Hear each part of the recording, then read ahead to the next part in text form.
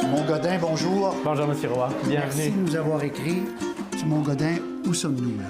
On est au Phare Enfants et Familles, une organisation de soins palliatifs pédiatriques, donc pour enfants. Des enfants qui sont atteints d'une maladie fatale. On aide les familles, on les accompagne tout au long de leur trajectoire de vie, des vies qui sont relativement courtes, et on leur donne du répit, des soins de fin de vie, de l'accompagnement. On les aide à passer au travers de moments difficiles. Vous êtes plein toujours? On est plein toujours, 12 lits, et c'est un lieu de vie. Ici, on célèbre la vie. On sait qu'elle est courte, et vous voyez, on a des petits qui ont des sourires. Ça, c'est le salaire d'une journée. Emmanuel dans l'autobus, le décalin, Emmanuel dans l'autobus, le décalin, toute la journée. Et vous nous avez écrit parce que, même avec toute cette tristesse-là que vous côtoyez, il y a des histoires extraordinaires d'entraide. Tout à fait. Des gens qui se mobilisent, qui s'engagent pour créer des moments pour des enfants et qui nous supportent, qui sont bienveillants, c'est-à-dire qu'elles nous aident activement. C'est pas juste de la compassion, Oui, de je l'empathie. comprends. Elles nous aident. Une vraie vie de quartier, là. Je veux dire. Exactement.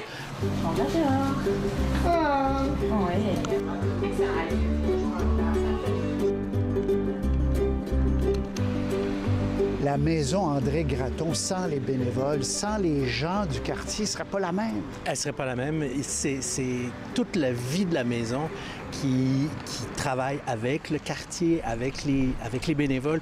La maison, elle vit dans son quartier. C'est un quartier qui est en plein développement et on a des voisins qui sont extraordinaires. Vous nous en avez amené deux, des vrais en chair et en os.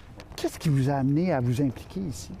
Bien, écoutez, premièrement, moi, je suis un voisin direct au phare. Puis c'est drôle, là, ça commence avec une anecdote, parce que à travers un projet de rénovation de ma cour extérieure, je dois entrer en contact. Du moins, je dois me rapprocher du phare pour avoir des accès. Puis, à travers ce rapprochement-là, ben j'ai découvert la mission du phare, j'ai connu le personnel, j'ai connu l'entourage, puis je me dis, waouh, quel beau projet, quelle belle mission.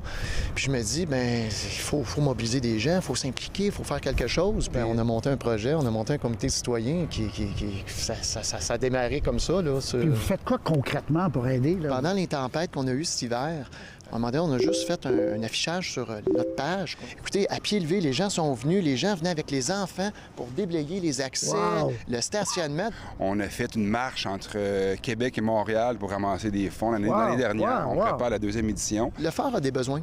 Puis, c'est pas seulement des besoins financiers, mais on a besoin des gens qui ont des talents, qui ont du temps à donner, puis pour faire rayonner là, cette maison-là. C'est beau puis c'est inspirant. Merci. Oui, absolument. Merci. Je pense que tout est dit. Merci beaucoup.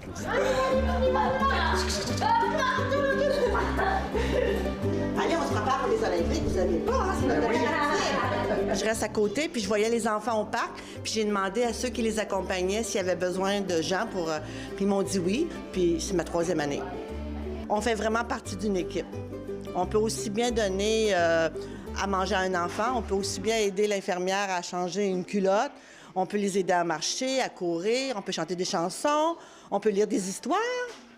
Puis on peut les embrasser quand on n'a pas de virus à l'horizon. Puis c'est le plus beau bénévolat que j'ai pu trouver en ville. Ça va, mon amour? Oui. Est-ce que tu l'aimes, ta maman? Ouais, hein? Ouais, c'est mon petit garçon. Ici, vous avez découvert ça comment? Comment ça a changé votre vie? On a découvert quand David était très petit, je pense qu'il avait 18 mois. En fait, c'est l'hôpital qui nous a parlé du phare, qui était probablement éligible vu qu'il y avait une centaine de crises d'épilepsie par jour. Donc, il a commencé... Une centaine de crises par jour? Oui, on arrêtait de compter à 100. Des fois, il était 2 heures l'après-midi. Qu'est-ce qu'il a? Est-ce que... Oui, en fait, David a une maladie génétique rare qui s'appelle COL4A1. Puis ça cause, en fait, des ACV. Donc, David a fait un ACV dans mon ventre à la fin de la grossesse. Donc, ça a créé des grosses séquelles à son cerveau, surtout du côté droit. Donc, c'est de là que venaient les crises d'épilepsie. Ensuite de ça, il y a la paralysie cérébrale, il est en couche, il y a une déficience intellectuelle. Donc, il est comme c'est un grand garçon de 13 ans, mais il a comme 2 ans dans sa tête, si je peux dire.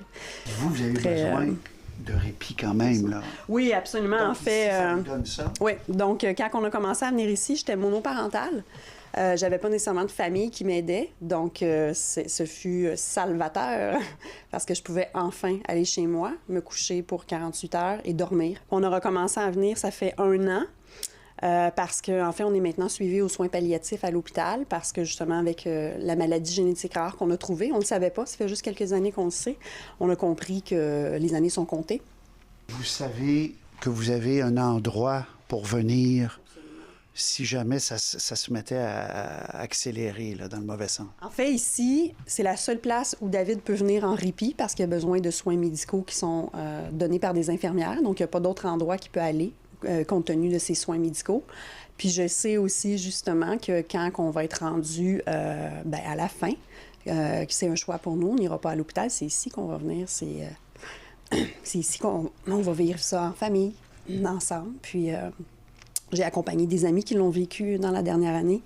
Puis c'est très doux d'être ici.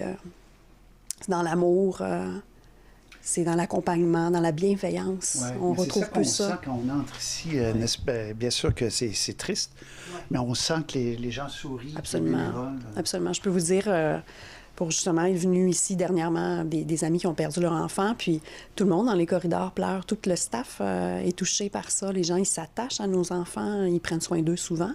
Donc, c'est tout le monde que ça touche. C'est plein d'amour, en fait. C'est un bel endroit. Ouais. Vous êtes extraordinaire. Je veux dire, la force quand on est parents. Oui, on on ferait la chose. même chose. Vous avez sûrement raison, on ferait la même chose. Ouais. Bon. Qu'est-ce que... J'ai de la difficulté avec ça, puis je le prends, puis ça me touche que vous me le dites, mais qu'est-ce que je suis censée faire d'autre? Tu sais, c'est mon fils, je l'aime, je fais ce qu'il y a à faire.